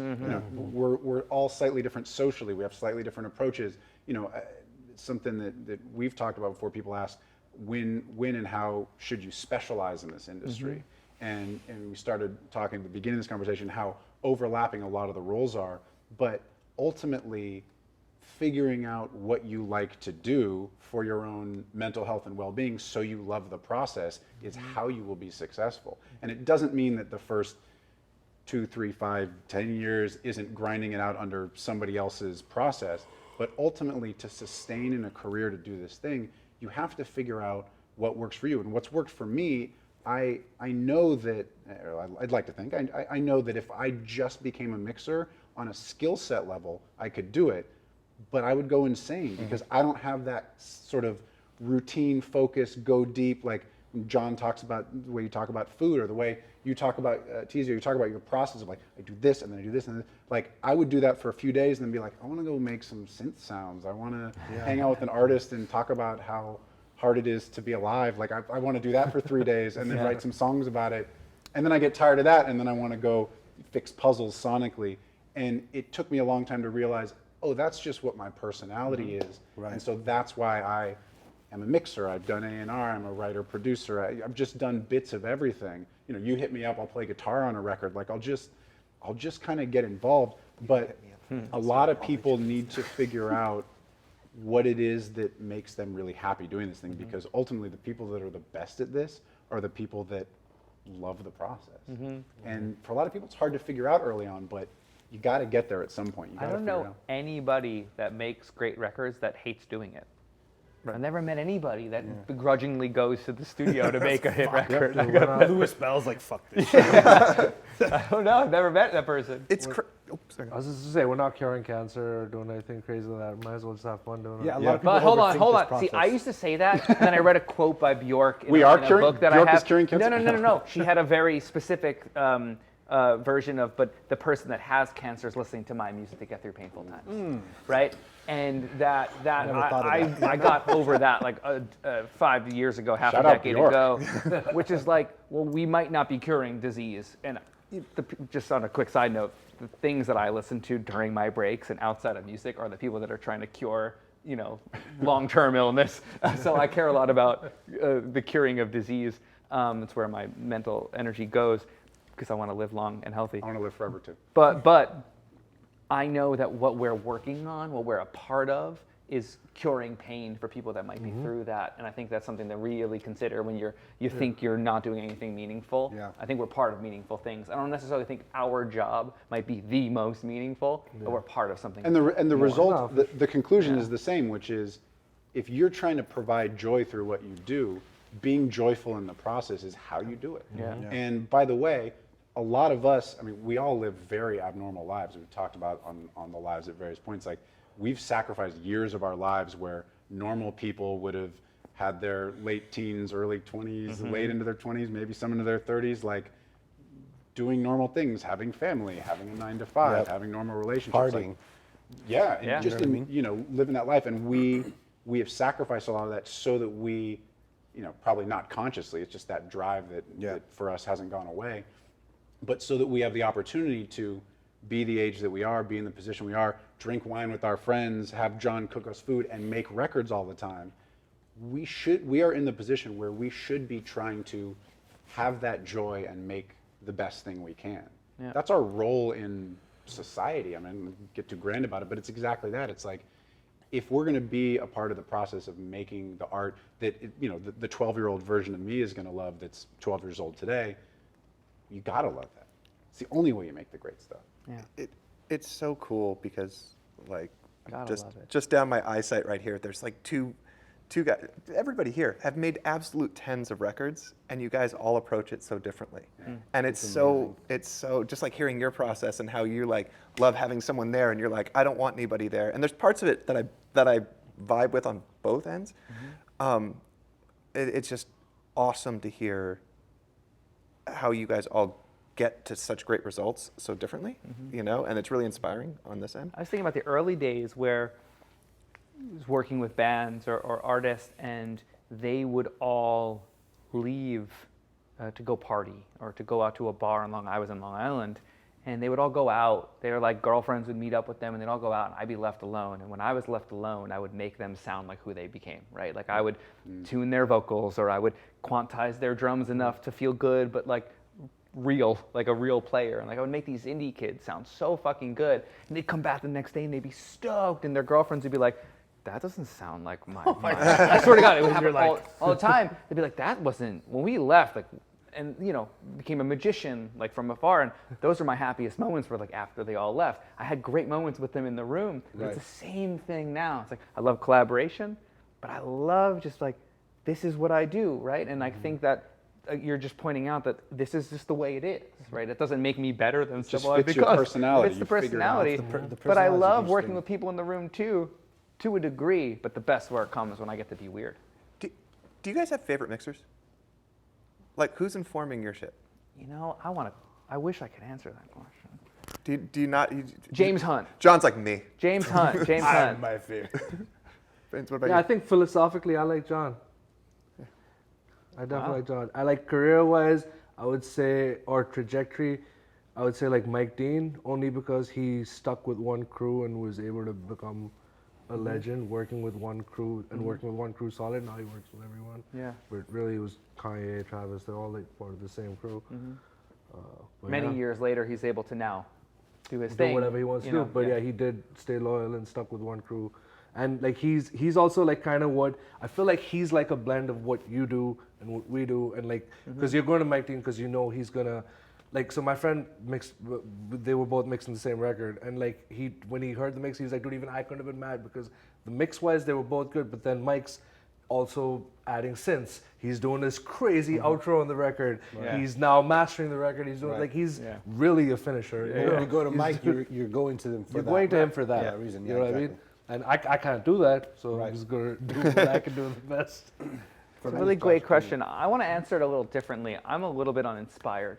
Like I talked about, the inspiration comes from a good meal or a good photograph or something outside of music. I'm a bit uninspired with mixing right now. It can be old. You know what? Like Chad Blake would be one of the answers that I would. I knew that you would be good. I knew that. Yeah, but like, that's not. Yeah, sure. This is a different question then, because there's a time of. I would say Chad Blake's high on the list. I fucking love Chad Blake, but that's not where we're at right now in the present. So it's hard to answer. Like I love Manny when he mixed Climax for Usher. It's one of my favorite records. I disagree though, because you can make it. Wow, this is the first I feel disagree in this. No, which I love. did it, you guys. I did that for a reason. Yeah, no, I did that for a reason. because I think that first of all, I was telling Matt earlier, this girl that came to me today or yesterday, last week. I have no sense of time. She's like 21 years old and she's an artist, and she was telling me very well thought out differences between the whole records, between Live Through This and Celebrity Skin, where I don't think that music and the process travels like this. I think it is really circular. It's more of kind of like a scribble loop, you know, where it keeps coming back on itself and then coming around. So I think that we can be informed by the Shipleys, and I think that, you know, it seems to me that a lot of that stuff, it's not just all going Serban. The people like the Chad Blake. You're looking at, in a weird way, Bronson reminds me of him in a lot of ways, even though they sound differently. This kind of approach of an aesthetic kind of feels the same vibe.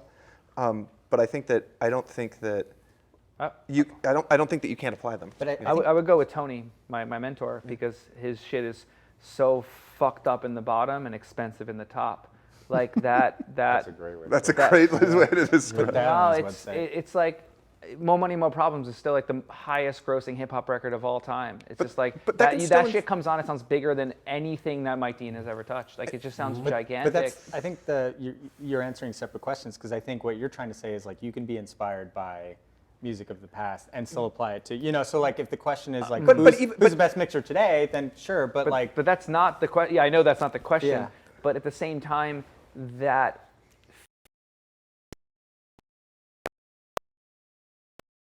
are heading sonically now. But I don't think it has to be that way. I think that you can, if you want to have. Well, I hope it won't be that way. Maserati, like, if to me, you're saying that there's nothing like More Money, More Problems that touches it today, then in some way I think that we're fucking up. I know, that's why I'm answering the question that way. If the best shit I was think that- mixers are fucking up the game. Yeah. And I don't think the mixers are responsible. I don't think they're allowed to have the responsibility that they're supposed to have.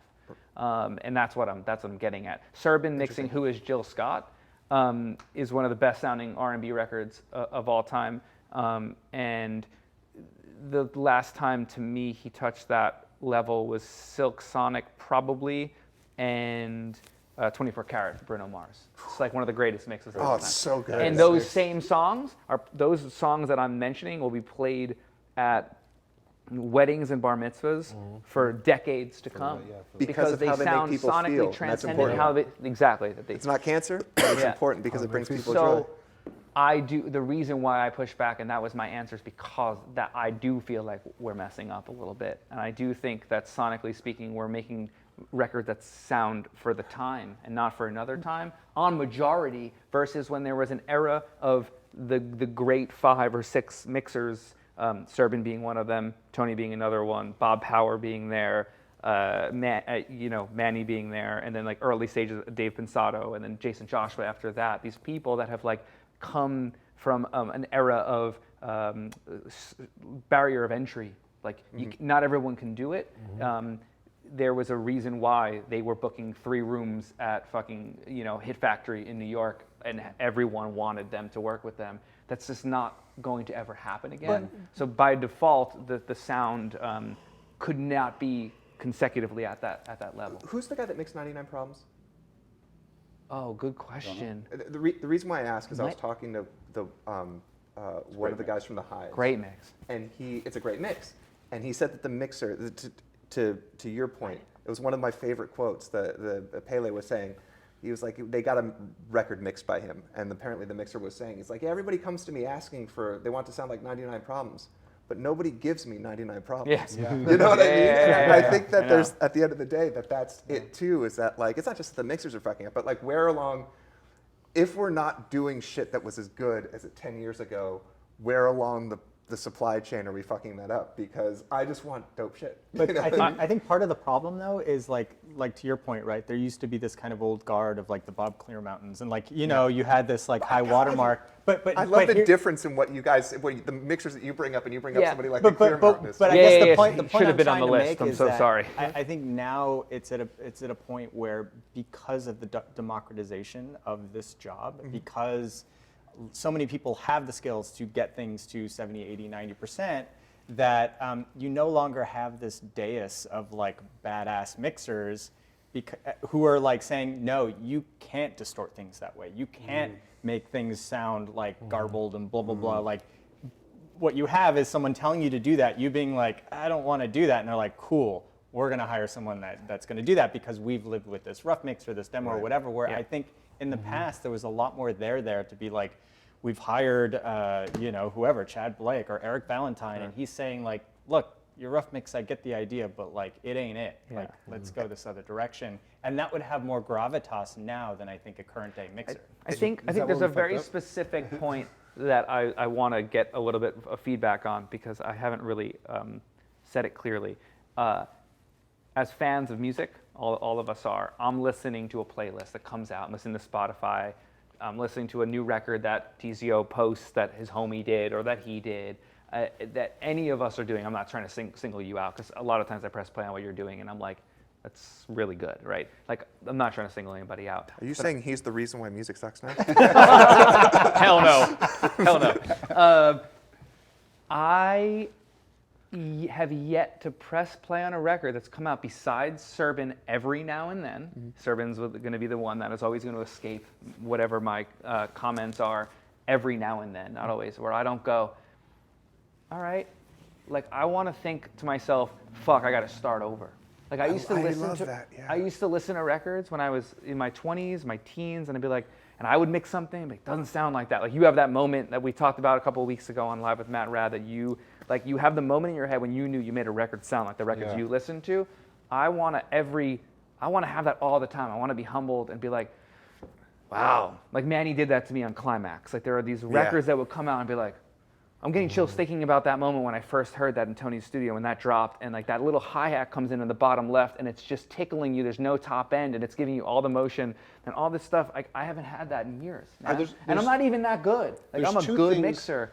I think there's two things happening with it. One is that as we get older, we've heard everything, and it doesn't mean that there isn't innovation. But once you've heard a large spectrum of records, you've worked on a lot of different things, it's harder to be surprised by something. So, you're surprised by everything at 15 because you're just like, what is happening? Right. And trying to figure it out and getting excited. So as we get old, it's a very natural thing. But I would also say that there's a bunch of records that I've played some of them for you, like some of the Dylan Brady stuff. I love the new Rosalia thing, like surprising. What's happening? Why did they make that choice? How is the vocal so dry? They did that to the track. Yeah, I never would have. I was having all of those moments last night when we were doing that. You could hear like the vocal edits, and I was like, "Is that?" I know. I was like, "Why?" And then why they do that? edit And you were more. like, "Yo, it's intentional." I Just know. listen. And I was like, It's "Oh, like yeah, the same like- intro vocals. Yeah, they're doing the edits and then they're adding a few more chops when Yeah. the line's repeated, and you're like, that's a choice. That's an What old is school. That's a happening? thing. That was a thing, and there was a moment where that was cool. And like Yeah, it's- but she's they're like you're doing talking it in about a the circle. different way, and Yeah. it's a, you know. So Yeah. I don't think so because I think I'm older than all of you guys, and I still, like when I was a kid, it was, first of all, it was garbage. When garbage, it back like I remember my dad always playing me Mutt Lange records because you'd listen to a Mutt Lange record and be to find out how far you could push it. Yeah. You know what I mean? To be like, this is Done the on benchmark. tape machines. Right. I thought he got worse when he got Pro sorry, Tools. yeah. But It's a whole nother conversation. then it was from garbage, and then those records, like they were doing stuff that was because it Butch was just Vig, all yeah. bunch, yes, Butch Vig and just super producers. Then it was Radiohead. Every time Radiohead came out with a record, it was like, oh shit, we got to start over. It took me a while for people to come out, but every time I hear a 1975 record, I'm like, ah, fuck, like They're doing interesting. they're stuff doing for sure. interesting stuff. But the reason why I say that is because they can do something old, but not the last one, but the one before it. Every producer I know put that on and went, fuck, you know, and like, went back to their room and started re-EQing everything because it was, you know, even though it was done old, it still felt it was pushing the envelope and it was sounding really great. Yeah, it's a very additive approach, and it's a genre of a sound that didn't have low end in it, right? So Right. mixing that genre with more low end, full body, like layered layered density in that is going to then by default make that new, right? There's like a decadal shift that you can't really match, but you could hear reference points of, but you can't. It's a phenomenon. Again, it's like we know it's familiar, but we can't. That's very rare. That's a good example. I didn't get the feeling from that. I and still I get love excited. that record. When Martin, you know, we're talking about Elitch, when he came out with that first Night Game single, I feel like it was almost like when we first heard "Shut Up and Dance" when "Walk the Moon" kind of came out, and everyone went, "Oh, wait, hold on, like you can do that." But I still think that there's new, fresh ways to do. We just have to come up with it. It takes the creativity. Back then, it was the creativity to come up with it. Now it takes the creativity to take that thing and do something creative with it. So you know? here's a question, and we're by the way, we're almost at 90 minutes. Yeah. Oh shit. These are easy conversations, which we'll definitely have to do more of this. This is Yeah. super fun. Yeah. There were two great questions that came off the Discord. Shout out to the Discord. One of them was sort of applies to what we're talking about. What are you currently working on in terms of what are you trying to improve? What in your skill set where you're like either something you've discovered recently, things you're focusing on? I mean, you know, I sent you this Georgia Twin mix before we got it mastered, and you gave me some thoughts about vocals and dryness, and now listening Contrast. to this, contrast, and listening to this Rosalia record and how dry vocals are. I'm just as a producer and as an engineer as well, I guess, obsessed with space on vocals. I mean, we've had so many conversations about reverbs and delays, and that's opened up all these new things about let me print my reverbs and delays and then chop them from there during the mix or even now as a production tool. So I'm obsessed with vocals, vocal dryness. Do you guys have things that you're currently interested in or something that you improved recently or anything like that? Like what excites you in the process that feels new? What are you trying to do? Anybody have? Good question. I'm trying to work faster, and I'm trying to, you know, coming up under someone like Eric, where like you just have this thing in your mind of like, oh, we're starting to mix. Like it's like looking up the mountain, you know, and I'm trying to not think of it like that. I'm trying to think of like, and I'm getting more and more gigs where like things are coming in more baked and the roughs are closer and stuff like that, and trying to embrace that, but also just like trying to feel more confident in my own decisions, like, because I know I'm pretty good at it. I know there's a reason someone's hiring me, and like trying to eliminate a lot of the second guessing, just out of sanity. And also I just end up enjoying the process more if I'm not getting bogged down and kind of, you know, self-guessing myself. So that's That's a where great I'm at. answer. I would say being less subtle. Like doing overdoing, overcooking things intentionally, like overly reducing things. Not the food, right? I hope not. I'll check that shortly. I'm trying to make vocals sound like they're coming out of a third speaker, and still not feel too loud, You mean basically like separate them from the mix a little bit? and without them feeling loud. Yeah.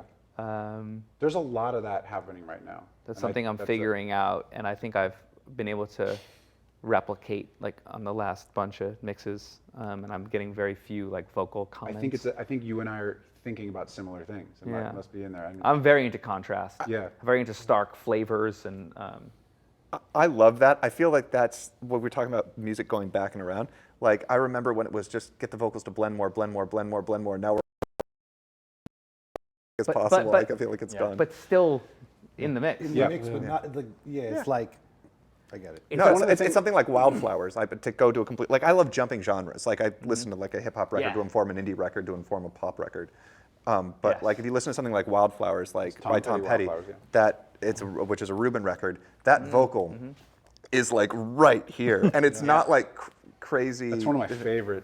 It should be. But also, in fairness, on that record, everything else is right here as well, you know? Kind of, but the vocal is still Right, like, like even everything's more, just up. you know, like, I think there's some subtlety in that record. Yeah, But I it's, mean, you're right. It's not, not it's not a throwing lot of shade, blending. yeah. It's got a real, especially the opening song Wildflowers. Like all of the guitars and everything just feels like you're right. You're sort of inside it, and it's crazy. So far we have happier in the process, less subtle. I would also, I think like the big change that's happened recently is, like before I would like completely do the opposite of what you're saying. I would strip a session and just rebuild everything from scratch the way I wanted to. I've stopped doing that as much because it takes way longer and there are way more revisions. Facts. Yeah. So, and I've also, like we said, like there's weird things where like the overcompressed vocal is affecting the groove and the timing and all of that, and that's the one thing that you don't want to change.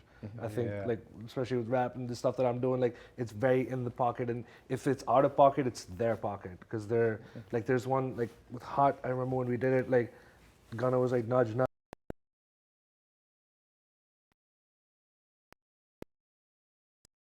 You know, off, but that's what the pocket he wanted. Now, once you get stems in and everything else, you got to make sure that you maintain that. So that's why I've been committing a lot of things and then moving from there, and things are moving way quicker too. Nice. It's something that I think you and I talked about, and there was a big discussion on the Discord about it recently about pocket and timing and groove.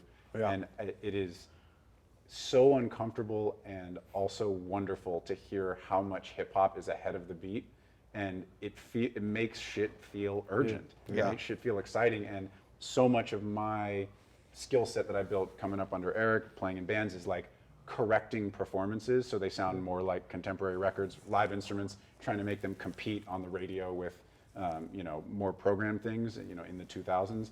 But now it's like when things are uncomfortable and off, the humanity of it makes it really exciting. Yep. So yeah, I mean that's a big part of hip hop records, is not screwing that up. I like that we're nudging the humanity into it. Like it started good, and now it's like they're now on, and now we're pushing them off to Make it sound human. crazy. The computer's a tool too. We Might nudge as every well. bar, every bar Oh, gets nudged around. as a vocal producer, dude, I'm moving stuff, syllables and syllables, thousands, and barely elongating words or shortening words. Yeah. Like, it's not just nudging them. It's there's a way that the Swedes taught me to like shorten or lengthen words that like had totally changed my life, and that completely changes the pocket. And also, you said like when you push it ahead, it sounds more urgent. You make it sharp, it sounds more urgent too. Yep. You know, like people tend to sing sharp when they're and they tend to sing flat when they're relaxed. So like you can fuck with the psycho acousticness of it. I'm trying to get back to your thing because we keep going off track. I'm trying to get everybody's concerned about left and right in their mixes. I'm trying to get more verticality in my mixes. There was a record by that guy Cian called The Wheel, where he like halfway through the song he comes in, which I talked to him about it. It turns out it was pencils on a desk with an SM7, but it sounds like they're coming from 8 feet up on the room. And there's other instruments that are coming, and I still don't fully understand how he did it. But it's not just, the mix isn't just this way, it is this way. Oh and my God, I love it. You just brought that. I love that song. He was The just Wheel? here 3 days ago, played me his next, I was gonna say, does he's space like fucking no one else. He's one of the guys, when I first heard that record, I was just Dude, like, oh, son of a bitch. And like went in and dumped everything I was doing and like started to get back He to work. played me as the first song on the album, and I hadn't cried from music in a long time. And with him and the producer on the couch, I just fucking bawled. And the thing I was noticing most is what you're talking. Verticality, like that's a huge thing, but just the size that a space can exist with contrast, with dynamic, and when the things come up top and the tickling, it's just insane. It's He's crazy one of the best how at it. and he's unbelievable at it. And you know who else is great at it? Chad Blake. Shout out Chad Blake. Gotta get To him on. Chad. Well, I have one more question, which is always the most asked. Wait, I want to wanna hear hear your Teezio. team. Shit. So for me, it's getting things as bright as possible, but without overly being bright. So like I want to be bright, but I also don't want to be bright. If that even makes sense. Like I want to be like crispy, bright, but but not not where people are fatiguing, going to but- be like fatiguing, right? And Yeah. finding that blend and that balance is difficult. And I feel like with the V5. Shout out V5. Shout out Is it V5 or BT5? It's the VT5. BT5. Appraisal rig. Yeah. By- That's the verticality. And that's you get verticality from and you get height from your full band spectrum is getting it to be bright enough is how you get. That's how Chad Blake got his height. He had the out of phase super subby bass. He would do like a distorted out of phase flip dupe thing on his bass guitars or 808s. Sans Amp. Sans Amp thing. You flip the phase on it. It's like you can't get that sub organically at all. And then like super bright sizzly things like into a de-esser, so it was like held captive, but it was Yes. there. Like I'm on that same tip. Yeah, That's like trying to get it because people always like you want the shit to be clear, especially when there are different systems. Like my Tesla's really bright, Yeah. but my wife's like little Mercedes SUV, that thing is dull. Yeah. So I'll have a record in the Tesla, and it's like, wow, it's clear, it's bright, but now I need to make sure that it's just as legible in that Yeah. car versus mine, because not everyone drives a Tesla, right? Pro tip: everybody thinks de-essers are for bringing high end down. Using de-essers and then bringing that shit up nice. is a great way to Is sneak e- some extra even high. it out and then turn it up. Nice. Yeah. Yeah, of course. Yeah. Okay, so last question, and then we'll go eat food. John has kindly prepared a bunch of food for He's us. taken off every leaf. We'll go offline and then we'll go offline and just talk shit for the next couple hours. The number one question, which always gets asked, and I have sort of an answer for it, and then curious what your guys' experience with. Everybody says, "How do I get an internship? How do I get hired? How do I connect with a big producer? How do I do that?" And we've answered versions of it over time, and everybody's got different answers for how they hire people. Is it the case that if not everybody, at least the vast majority of time that you guys have either been hired when you were starting out or hiring somebody is the recommendation of someone else? Is that pretty much the case? Do you guys take resumes and I feel like the times I've gotten hired is because of something I did and somebody said you should meet this person. The times I've hired people has been they've come highly recommended. And certainly there's other aspects to it, but Yeah. is that the case? I mean, No one's hiring an intern because of what they've done. You know what I mean? Because they're always starting out. It's basically either a recommendation and I think one thing that throws it up, there's times that a lot of times people have come recommended, but they're just a little too eager and too just like, I was like, dude, I don't want you in my session. That's the biggest thing. Yeah. If I'm recording or your if I'm in a eagerness. room and the guy who's an intern wants to start playing beats for the artist in the room, Oh, you're not gonna oh, get it. done. So there's a lot of stuff like that happens, but I don't know. It's just like I also came up I came up through the traditional studio internship. How'd you get the gig? First day out of Full Sail, I got in a You're a U-Haul. Full Sail guy. Yeah, Yeah. got in No a U-Haul, way. rode all the way to New York City, went to the interview, got hired right away. Amazing. 3 months later, they fired someone to hire me as GA. And then I started working at Blast Out, which was a hip-hop studio, same time. And it was just, I was in an indie rock studio during the day and a hip-hop studio at night. And I got I the think best of both recommendation worlds. works the best. For example, like if Bainz were to offer somebody to come work for me, for example, I know that if Bainz is giving it to me, I know what level of work he demands, and I know that I'm right up there with him. And I know that and same with me, I'll never recommend someone to him that I even have a doubt about. Just because I would your reputation because of too. my reputation, and same with John. Like if John was like, "Yo, you should really use this guy," I would listen to him because I know what level of work he's working at, and so that person can't be fucking, you know what I mean, any bad at all in any way. But that person still it doesn't help the Discord kids because that person still has to get to Bainz. That person still has to get to the John. answer is Well, it doesn't have to be that. Yeah, it could I be. think No, but you know what I answer is- mean. But totally. but that's somebody who's already started. But, you know what I mean? I think that's part of the challenge of this is that there's a lot of people who are doing this, and really the best way to be successful or to get to the next level or whatever is do great things with the people around you. Right. And Yeah. so you have the work and they talk about you. I mean, it's And do it in parallel. Like, don't, Yes. because I think, I caught a break with Eric so did you, but like, that wasn't, all my eggs weren't in that basket. Like I always, and he really nurtured this, and I think that's the sign of a good mentor, where he was like, look, like do your job, and like I'll teach you things, but like, he's like, do stuff on the side. So like when we were done with the sessions, I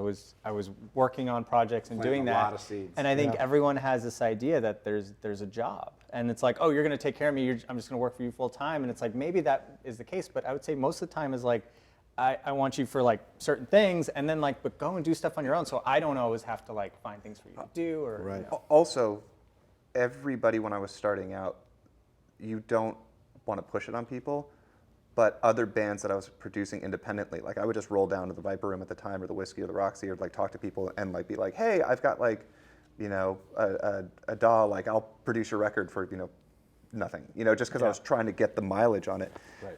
But when I was working for Fields or when I was working for Cavallo, eventually, and it's not 6 hours in, it's like 6 months in, they'd be like, hey, what are you working on? Or like when I was working with Cavallo, Warner's was trying to sign one of the bands I was working with. And they're like, holy, wait, the guy who's tuning my vocals also produced, and that's kind of how I went through so I think that at least in my head, you really hit the nail on the head, which is that you have to be doing a bunch of shit. And like what you were saying is that the shit that you were doing has to be good. And the people around you. It's, I mean, we talk about this is part of the reason we're doing this. It's like the community that you build. You're not you look at other communities and whether people are watching this thing and looking at us and like, how do I get it? Do your own thing. You'll overlap with people. You'll meet different people. Your career will evolve. But make records with the people around you. Make the best records possible and build each other up, because that's how you'll all have the best chance to succeed. And the way. CLA vocals. And CLA vocals. Just to end. Shall we go eat some food? I would love to. Can I present give some you. thanks to Matt and Graham over there who are doing the live stream? Big love to Thanks, all the guys. people who help with the Live with Matt Rad stuff. Francesco, who is my engineer, my assistant, he helps do the clips and all that kind of stuff. We've got Hendrik and Iggy who do the Discord. Bradley, who does the show notes. I'm sure there will be amazing show notes for this as well, where you can go on livewithmattrad.com and actually see, you know, when I talk to Bainz, it's the list of the artists and the plugins and all that kind of stuff. This is an amazing community, and I'm so happy that you guys have given so much to this, just basically just sharing all of our secrets. I mean, it's a really beautiful thing that we're building, and I thank you guys for being a part of it. Thanks for you, putting man. it together, Thank man. Thanks for having us. All right, peace out. Later. Shut it off. Bye, guys. Let's go eat. All right, let me finish up. Chat. Yeah.